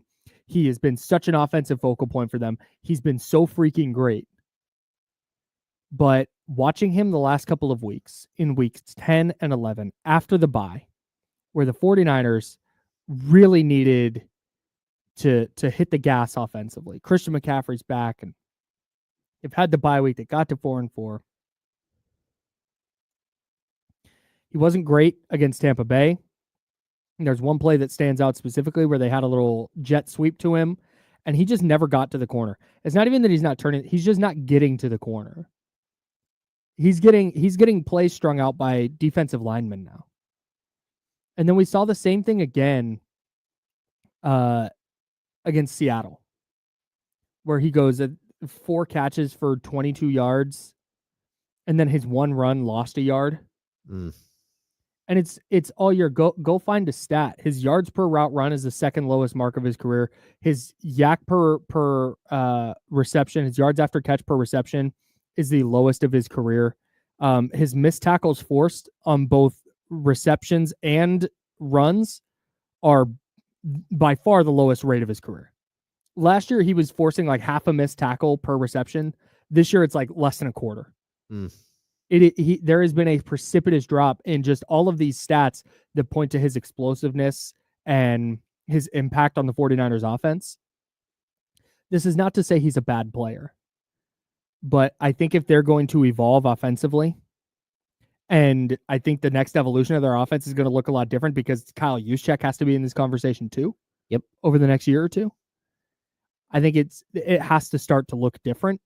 And I think the biggest thing that you can do to make that look different is let Debo go make an impact elsewhere. They can save $5 million against the cap by designating him as post June 1st cut. They got to eat $10 million. But I think if that means opening the door for Jacob Cowing, Ricky Pearsall, Juwan Jennings, more targets for Brandon Ayuk once he comes back, it allows you to continue to lean on George Kittle for as long as you've got him playing like he's in his prime. It really feels like that's when we talk about changes, right? Because they're not going to fire Kyle Shanahan. It's not happening this year. So when you talk about what changes do they have to make, how is this going to look different? How are they going to fit Brock Purdy's contract into the salary cap, etc.? When you watch Debo this year, it's like, man, I guess time. Yeah, it's really, really tough. I mean, in 9 games this season, he only missed 1 game. He's only at 490 yards receiving and 1 touchdown. The running is where it's really bad. Last year, he had 37 carries for 225 yards and 5 touchdowns. So, like, he was perfectly fine. He averaged 6 yards an attempt. This year, he's at 27 carries, so just 10 less carries than last year for 79 yards and a touchdown. Yeah. Like, he's 150 yards behind pace with 10 less carries. And if I remember correctly, that touchdown was like a yard or 2 yards. Yeah. It was in week 1 against the Jets. Yeah. It's tough. You're watching a player who's just not being as productive. And maybe it's because Ayuk is out. Maybe it's because Kittle has been out, 2 or 3 games. That you don't have to defend Juwan Jennings the same way that you do, although he's becoming more and more of that wide receiver that you have to. But, like, you don't typically have to defend him like you would Ayuk. You can concentrate more. Maybe they are sending better players at Debo, but that doesn't mean anything, man. Like, every time someone plays Justin Jefferson, they stack defensive backs on him. Yeah, and he still finds a way to be productive, and he's not productive, Kyle. That's it. No, that's the bottom line. I don't care. You just hit the nail on the head. I don't care how you're being defended. Like, there are ways to get open. There are ways to be productive. We watch players do it every single week. You think teams aren't rotating coverages and doing everything they can to try and stop Justin Jefferson? Or pick a receiver who's really good? And it's not, again, this is not, because he still has 33 catches for 490 yards, a 60 catch season with 800 yards and a couple of touchdowns. Like, that's not terrible. But with the way the roster, I think, is moving and the direction I think their offense is heading, I think they need more players who can separate. That's not Deebo Samuel's game. It's why a lot of his stuff has been handoffs and slants and screens, and that's why I think you see him making a lot of tight window catches. It's why he had, I think, 3 receptions on 13 targets in the Super Bowl last year, because the Chiefs have dudes who put clamps on receivers, and if you cannot beat them in man-to-man coverage, you are not going to be catching the football. Yeah. And I think that was a huge problem. And it carried over into last year. All we heard the entire training camp was, man, Deebo Samuel looks like he is in shape. We might get 2021 Deebo again. That's what you heard from like level-headed reporters, not fans, not people out there who were observing and bought tickets to watch training camp. That is what objective NFL reporters said about Deebo Samuel. We might get 2021 Deebo again. Watch out, everybody. Yeah, but I'm looking at, I mean, his career it's 2021 and nothing else. I mean, outside of that, he's a fun player. He's a good player, but he's not a great player. Yeah, I guess it depends a little bit on your definition of great. He dealt with some injury stuff for sure. But he's always been, even in 2019, the stats don't say it, but it was really clear in 2019, like, oh, this guy's a dude. This guy can play. And but to that point, I mean, he got hurt in 2020. He only played a handful of games. 2022, he was like out of shape for a lot of the year. But in last season he looked all right, and I think this season you're just kind of seeing everything kind of culminate in this. Yeah, he's just a shell of what he was. Yeah, I mean, in his 6 seasons in the NFL, he's got 1 season over 1,000 yards where he busted out for 1,405 yards. He doesn't have another season over 900 yards receiving. Mm-hmm. And it's not like he's got like 600 all-purpose yards in addition to that. He's not. I mean, he had the 1 season, that 1,405 yards. He had 365 yards rushing that season. Mm-hmm. Outside of that, everything is 232 yards and below. Like, I think the idea of Deebo and the threat of Deebo might be greater than any reality of Deebo outside of 1 season of his career. Yeah, I definitely get where you're going, but I'm gonna push back on the threat and reality being different. He was a player that when they needed an offensive spark, they could just go to him.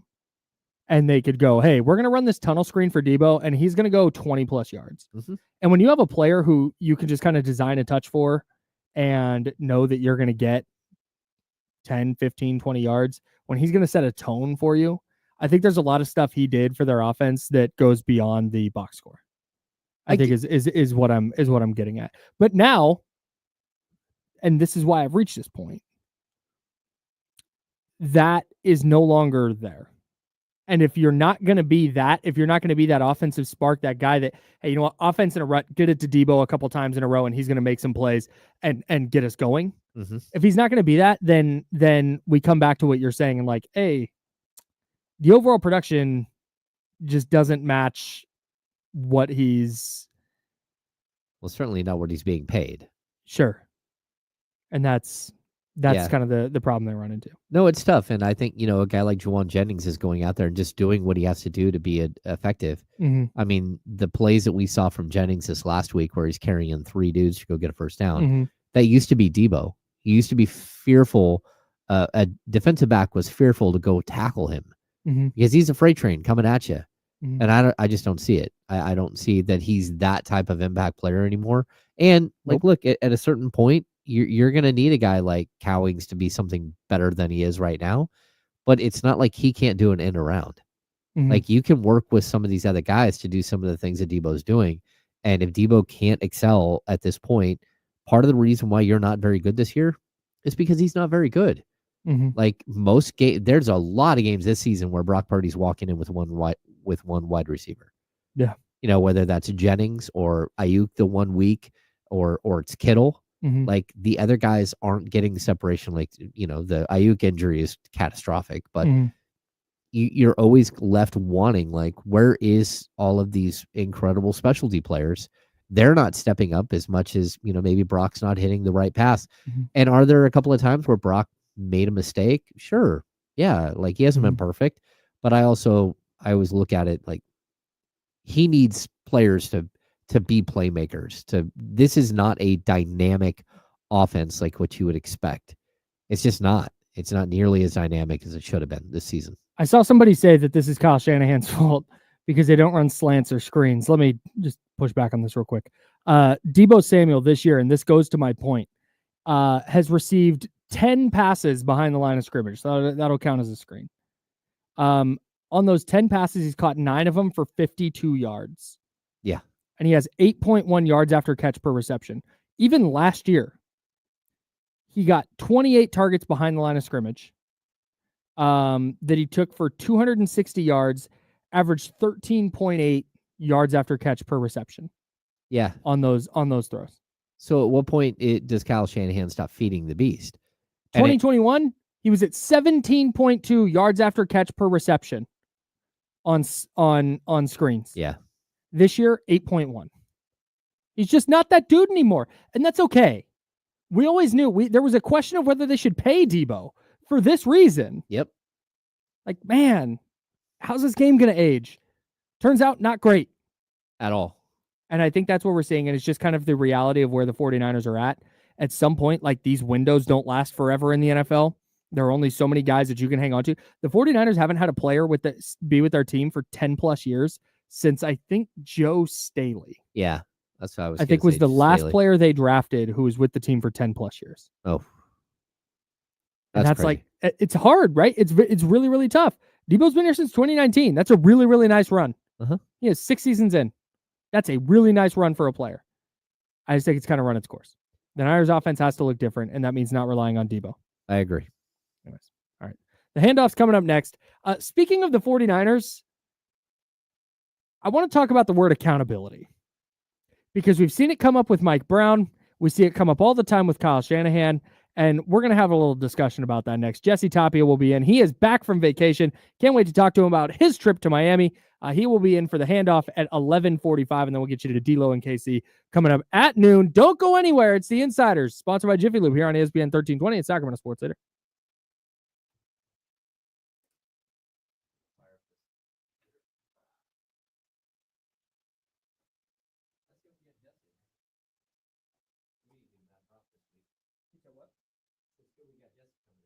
Yeah.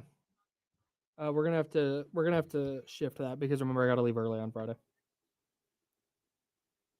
So that's your day. You have to. How early? Just the last segment.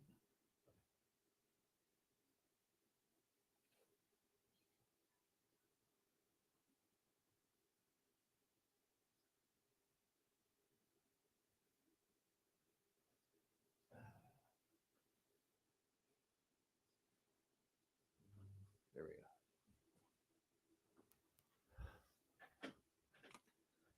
Hello, everyone. Oh boy.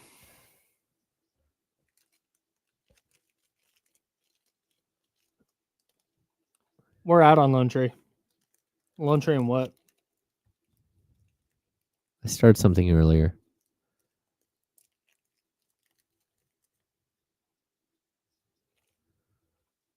No, I think he took off, so I don't want to answer that. There's only so many things you can do on a screen. Like, at some point, you got to make a guy miss. But yeah, no, everything's Kyle Shanahan's fault. I forgot.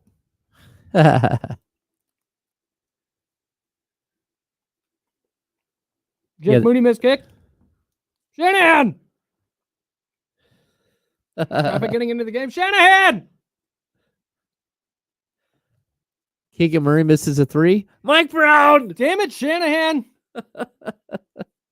Yeah, we got Faraz on Friday. Hell yeah. What up, Joe?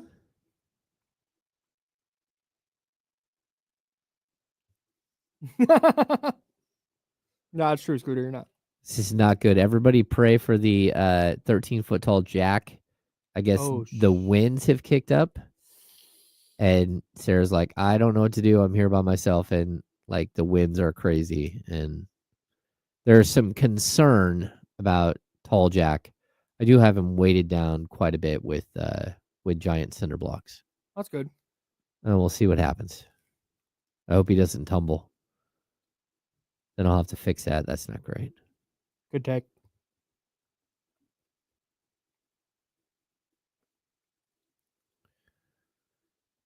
Oh. Um, Oh, sorry. I think it's complex. And Keon, really, to be honest with you, Jay Cliff, Keon just decided to make this an issue. Up until Saturday, I don't think Keon had made it an issue. That makes sense to you.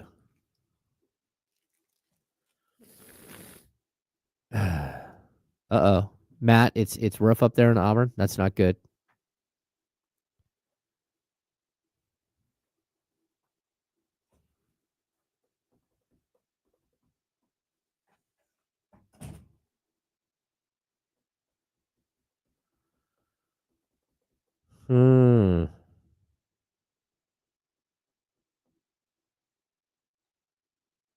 Yeah, I'm going to have to get home quick and go save Jack.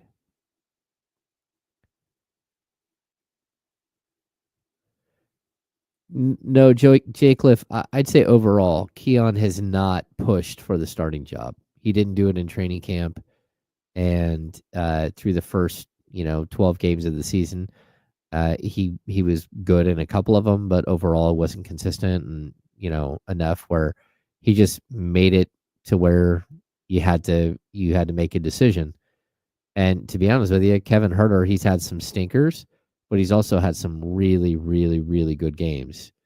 And overall, like, he's brought more to the table than Keon. And that's coming from a guy who said time and time again that I think Keon Ellis should start the season and that you should use Kevin Huerter off the bench. And even like Scooter, like, no, Keon played really, really well on Saturday. On Friday, he didn't play really well. Or what was that? He played really well on Monday, but on Saturday, he played 10 minutes. And, like, look, there are minutes to be had. There are players who are injured. So. Oh, okay, cool. I'm going to stand for the last segment? Yeah, I might stand. Oh. I read a thing that said millennials sit too much. Oh. I'm bucking the trend. I'm blurry. What's up, brother? You're out of program 1.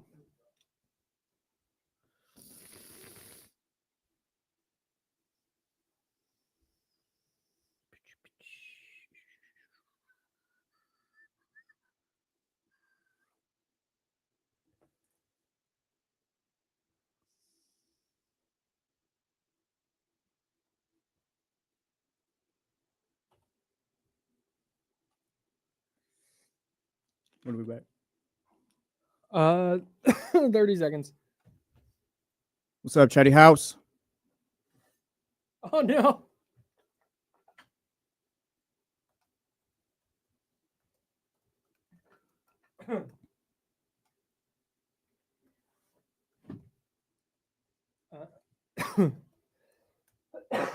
We're good. We're fine. Everything's fine.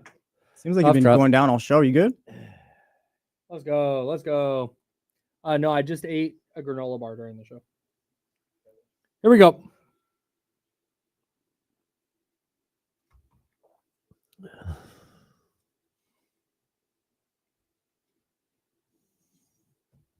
Now, back to the Insiders with James Ham and Kyle Madsen, brought to you by Jiffy Lube on ESPN 1320.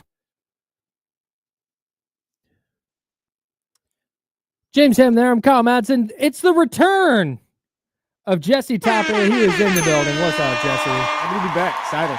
Literally the only one from our trip who's at work today. Everyone took the day off. What? Hey, shout out to you, bro. Yeah. Is that a fresh haircut too? A little fresh lineup? No, shout out to my barber. I got the haircut about a week and a half ago. Wow. Yeah, shout out Jesus, Praise the Razor Barber over in Sirius. If you're out there in 209. Nice, dude. Yeah. In series? Yeah, when I go back home, I go back to my old spots and stuff like that. Okay. I love that for you. Oh, Jesse Tapia has been in Miami. I want to talk about this accountability thing, James, that we were talking about, and Jesse will loop you in on that conversation. But you sent me a text. Yes. While you were in Miami. It's not like I want to make it clear to everybody. I think I texted you about the Dolphins game. Yeah, we were talking about 2 or something like that. Yeah, I sent you a text about the game, and we were talking about that for a second. It's not like Jesse and I were texting while he's on vacation. And you dropped a take on me about the city of Miami. Yes. That I would love for you to issue on the air. Please. Yes. So doing my recon and all that over there, whatever, I found out Miami is a garbage sports city. Garbage. Horrible. Terrible sports city. How did you glean this information off of a week? Well, there's nothing there. Like I was at the Dolphins game on Sunday, right? And it's all just fair weather for no one's standing up, no one's cheering. It's literally like all of us, like everyone who was cheering or getting up, you could tell is like from different states or whatever. Everyone was just fair weather there. There's literally no Miami Dolphins here in any stores. They barely have Heat stuff or whatever. Like in Miami, it's basically Messi, the Heat, and then whatever. Like if you're good, they'll pay attention, but it's so fair weather over there, sports wise. Are they all wearing like the Miami throwback jerseys, like the Miami Vice jerseys? Because that's the one thing I can see. It's all like fashion stuff out there. It's not a sports city. It's not a great one. Interesting. Yes. Did you have a good time at the game at least? Oh, I had a great time. Yeah. Okay, good. We're always Vibes gonna have at a the great game were time. good? We don't need anyone else to have a great time for us to have a great time. Vibes at the game were good? Yeah. You brought Stadium your was own dope? vibes. Oh yeah, we brought our own vibes. About 10 of us at the game, so it was fun. Oh, that I didn't realize there's that many people. Yeah, it was a nice little family vacay. Outside of, but I mean the game. What am I trying to ask? Oh, outside of your group of 10 people, what was were people like dialed in? Were there a lot of Raider fans there? There were some Raider fans, but it's kind of like so Miami scores, right? And it's like fans are starting to leave at the end or whatever. Oh, the Raider fans are leaving. Wait, those are Dolphins fans. Oh. Yeah, they're the ones leaving early and all that. They're just very fair weather over there. Down on Miami right now. I might need to move over there for a few years and like change it up or something, but I don't know. Maybe I need to take that challenge on. Culture to Miami. Do better. I love that idea. I'm sure it'd go over great when they played the Celtics. Yeah. Amazing. Oh, I was at the Heat game too on Monday. I was getting my Celtics stuff out there too. Boy, you went to the Heat game too? Yeah, Heat 76ers. Wow. Yeah, we try to do everything. That's awesome. Yeah. That's a good How was little that? trip. It was fun. It was fun. Yeah, we were just chilling, whatever. Me and fiance, we bought tickets up in the sections, up nosebleeds or whatever. Let's go try different seats or whatever. It was cool. Nice. My brother's a Heat fan too, so we got to see his squad. Oh. Yeah. It was a good time. What a fun trip. Yeah. Shout out to Jesse. Jesse back producing D-Lo and KC. D-Lo and KC coming up at noon. And they'll take you up to 4 o'clock right here on ESPN 1320 Sacramento's Sports Leader. I want to talk about coaching and accountability because I've seen this word a lot used with Kyle Shanahan over the last couple of years, and I saw it used with Mike Brown earlier this season as well. And it's this common refrain from fans to say, and some media members, to say, the coach needs to hold his players accountable. And I would love to know what the hell that means.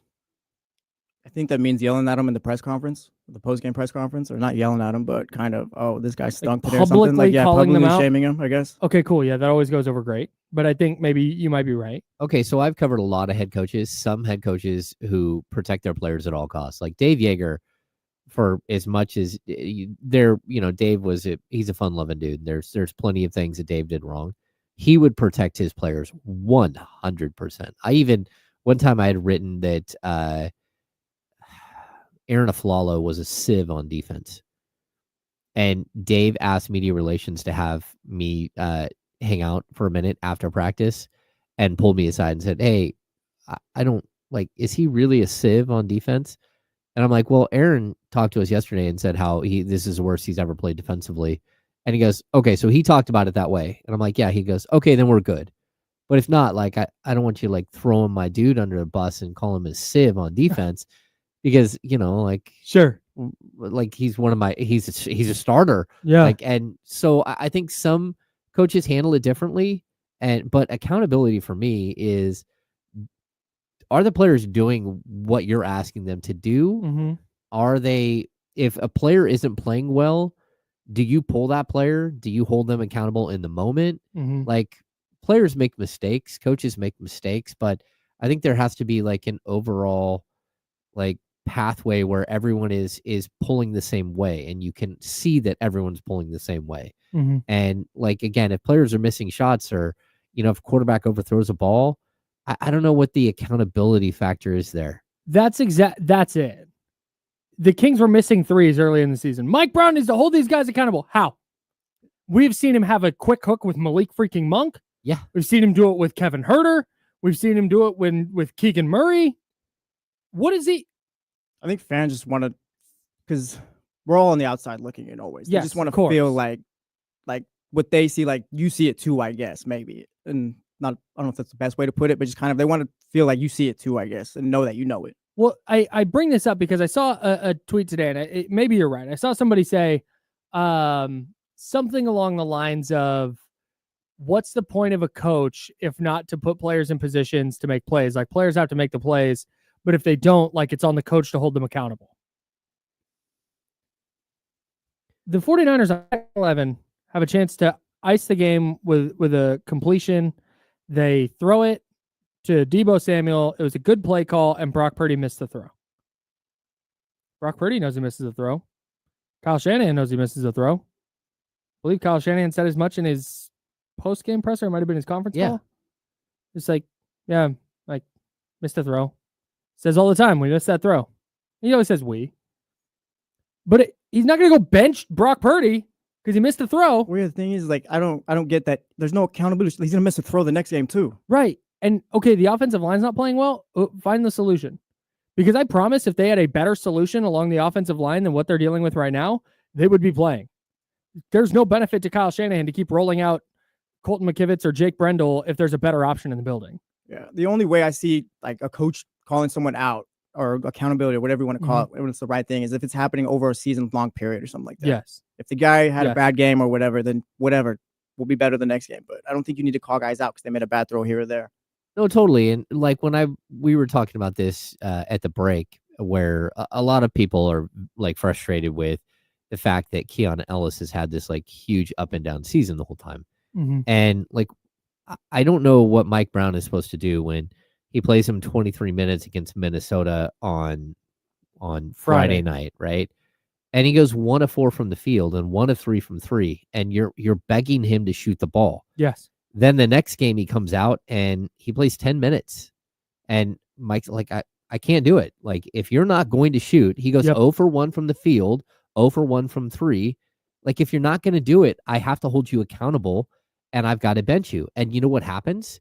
He responds. He goes 9 of 17 from the field. He goes 9 of 15 from 3. Mm-hmm. He demands that he plays with his play. That is how you hold a player accountable at the NBA level. I don't know how else to do it. I would love to tell you that Keon Ellis, like, we thought that Keon Ellis should be a starter. Like, I think we all collectively thought that he should be the starter. Yeah, I was him there in. Yeah. But he didn't earn it during training camp, during preseason. We watched it. We watched it play out. It wasn't that he stood out and you're like, man, can't wait to see Keon play 30 minutes a night. Yes. We're like, oh man, he just, like, you didn't take advantage of the opportunity. Even in the California Classic and Summer League. Yeah. It went all the way back to that. And then you get into the regular season. He's got one other game in double figures. He scored 12 points in like the 5th game of the season. Outside of that, Keon Ellis has done very little. And some of it is opportunity, but there are plenty of games where he played 28 minutes and shot the ball 3 times. So if you're Mike Brown, like, how do you get through to a player? And this isn't just about Keon Ellis. Keon Ellis is a young player who's trying to find his way, and he's looking around. He's surrounded by a bunch of incredible scorers, and you got to figure out what's your place in the world. But that doesn't change the fact that there is something that you have to do in order to stay on the court. Mm-hmm. And it's not score 15 points. It's shoot the ball. It's put the ball in the air. Put it in the air. Like, if this offense is going to work, he has got to shoot. Mm-hmm. And so that's how Mike Brown deals with accountability. You know, there's nothing we see it you can all do. the time. Yeah. Go ahead. Sorry. Well, there's nothing you can do when your team's shooting 30%. Mike Brown didn't shoot a single one of those 3-point shots. Maybe you should have. Would have known, maybe. And then all of a sudden, here they are shooting 34-point-something%. Right. They snapped out of it. The offense worked. What they've been preaching the whole time has actually worked. But, like, I don't know that there is a way to hold, like, true accountability all the time, except for to have standards, to have, like, we're all a team. We don't talk trash about each other in the media. We don't, you know, whatever it happens in the locker room stays in the locker room.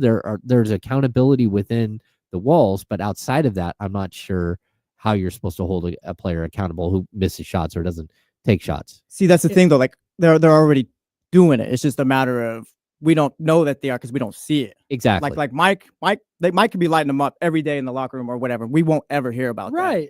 But that's the average fan, not the average fan, but the fans won't, I guess, understand that or whatever, just because the ones who want accountability, because you don't see it or you don't hear it. The thing I always come back to with this is we had Kyle Juszczyk on Candlestick Chronicles. It's a 49ers podcast I host. And I wanted to ask him because we see it all the time. We hear it all the time. We got TC calling into this radio station. We got people in the chatty house. I see it on Twitter. I see it on blogs. People talking about Kyle Shanahan is not a good coach because of X, Y, and Z.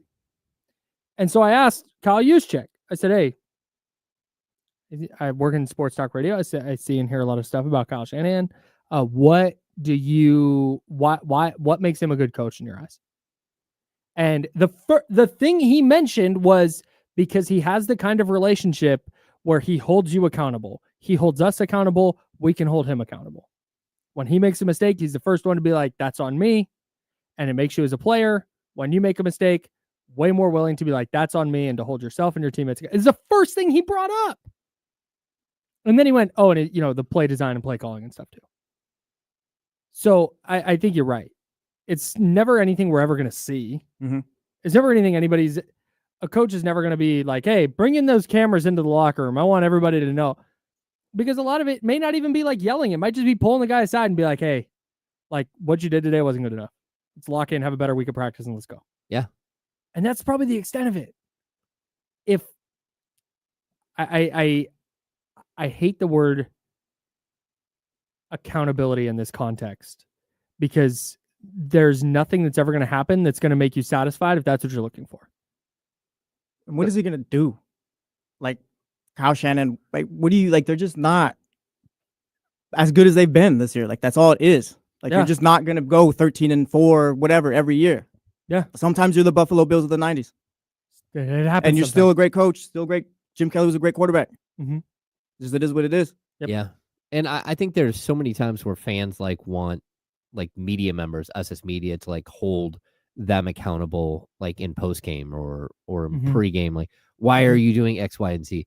And typically we ask those questions, but I think it's that it's not combative. They want us to be angry when we're asking the question. That is exactly it. And it's that's not how I operate. Like I ask tough questions all the time that are very uncomfortable.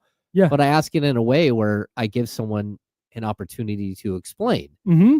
And that's sometimes people are like, oh, that's not enough. The goal is to get an answer, not to be angry. Yeah. That's not. Well, and I have no business being angry. I'm a media member. I'm supposed to be objective and pull back and not go crazy. I shouldn't walk into a media room and punch a wall because the Kings just lost. That'd be hilarious. Mike, Keon only played 5 minutes. What the hell was that, Mike? Yeah. Mike, why aren't you holding Keon accountable? No, but on occasion we do have to hold them accountable. And but it's we have the right way. Everybody accountable, Yeah. I'll inject myself into this. Last year, I thought Keon Ellis should have been starting when they won their first 6 games when he started. Yeah. And then Kevin Huerter came back because he was out for a minute. No, Keon Ellis had started playing really well off the bench. And Kevin Huerter was not playing great. And I asked, if he's thought about starting Keon Ellis. You're not going to go, hey, Kevin Huerter stinks right now. Why the hell isn't Keon starting? That's just not. But you can say with the current struggles of Kevin Huerter that have gone on for long term, is there a point where you're going to have to make a change and look at a guy like Keon who's playing extremely well and just give it a shot? Yeah. That's how you ask the question. Yes. Because that's how you're going to get an answer. Yep. Yeah. At least a satisfactory one. Hold those guys accountable. Are 49ers fans out on Kyle Shanahan? I've been out a week, so. I feel like it is 70-30. I think there's 34% are in, he's that dude. Then I think there's 33% that are okay, let's kind of see. And then there's 33% that are TC. I would love to just know. want him out of here. Wanted him out of here. I would love to know what they would want Shanahan to do differently this year. Because if we're being honest, the writing was on the wall earlier this season. I agree. You could tell. Like I tend to agree. this team was not going to be who they were last season. I'd even say that like you think that it's like 33, 33, 34%. It's really like a 5% really noisy minority. Gotcha. And that are like pitchforks and ready to burn this thing down because of him. I think there's so many things you could point to before Kyle Shanahan was like, okay, I get it. Like the injuries and all that. Like it's just, and it's time for probably a change with this team as far as get some new guys in and all. You can go back to 2014. The 49ers, NFC title game 2011, Super Bowl 2012, NFC title game 2013. 2014, they go 8-8. There's all that friction with Jim Harbaugh and Trent Baalke and Jed York. Jim Harbaugh gets canned, and then it was Jim Tom Sula for a year, Chip Kelly for a year, and then Kyle Shanahan to try and rebuild this thing from the ground up. And 2 years later, they're in this freaking Super Bowl again. Yeah. And then they miss a year because they had a bunch of injuries, and then there were NFC title game, Super Bowl. Like, what are we doing? One off year. Yeah, go fire the coach. Let's see how that goes again. There are so many bad coaches that you could hire. Number one wide receiver tore his ACL. Running back just came back. Achilles might not even be right yet. 10 Trey weeks. Greenlaw's still out. Right. Debo Hufanga. Samuel. Yeah, Hufanga. There's but yeah, put on the coach, I guess. I'm down on Talanoa. Well, you are, but still, the fact that you had to go with rookies and inexperienced players for 10 weeks. Yes, they have leaned on rookies, I think, way more than I thought they were going to have to. Yeah, it's just a down year. Has he been awesome? No. Yeah. But not every coach is going to be amazing every year. And it's going to be a bad year. It's going to be an unsuccessful year because they're not getting to the Super Bowl. But they still might make the playoffs. I don't think they're doing anything in the playoffs, but they still might make it. And even then, with how bad it's been, like that's still decent, I guess. My policy has always been this real quick. It's when they lose a locker room, they got to go. Yep. And I've seen it multiple times where it's like, hey, we're done. He's done. Like it's done. I saw it just happened. I watched it on the court. It's over. It's time for him to go. Yep. Not there yet. What do you guys got coming up on D-Lo and Casey? We got James Ham, Kings. We'll talk Dalton Knecht a little bit. And then we got power rankings. So we do have power rankings on Wednesday. Kenny's been teasing it since Monday. Oh. Can't wait. D-Lo and KC coming up next, produced by Jesse Tapia. Jesse, welcome back. Thanks for hopping in. That's James Ham. I'm Kyle Madsen. We're the Insider, sponsored by Jiffy Lube. Until tomorrow at 10 a.m. Drink water and be nice to people. Bye.